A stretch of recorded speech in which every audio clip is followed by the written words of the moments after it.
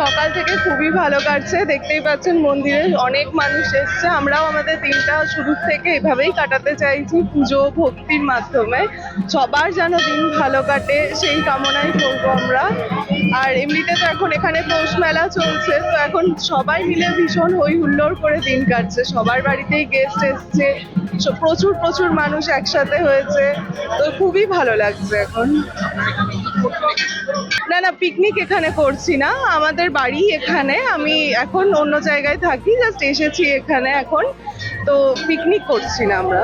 খুব ভালো কাটছে, সকালে মায়ের মন্দির থেকে দিন শুরু হচ্ছে, এর থেকে ভালো আর কি বা হতে পারে।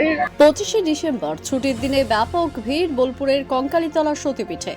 সেখানে বহু দূর দূরান্ত থেকে পুণ্যার্থীরা এসেছেন, সারাদিনই রয়েছে ব্যাপক ভিড়।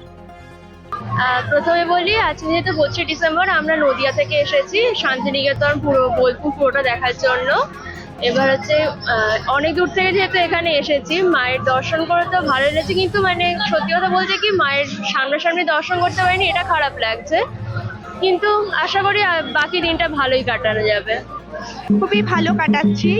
পৌষ মেলার সময় তো স্পেশালি আমরা আসাটা পছন্দ করি এই সময়টা, তো খুবই ভালো লাগছে। আমরা সকাল সকাল বেরিয়ে পড়েছি, এটাই আমাদের প্রথম ডেস্টিনেশন অ্যাকচুয়ালি কঙ্কালীতলায়। আমরা এখনো পুজো দিয়ে পারিনি, প্রচুর ভিড়।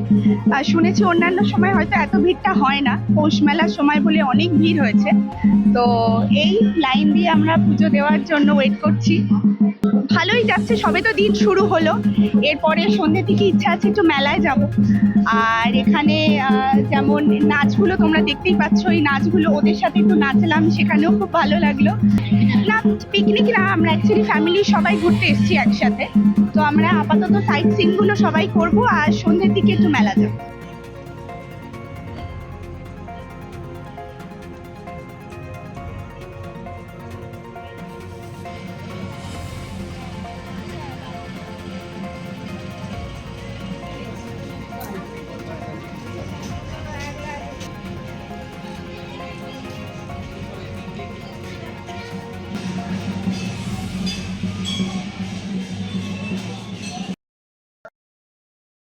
দ্য সহজ পাঠ, সহজ কথা, সঠিক তথ্য।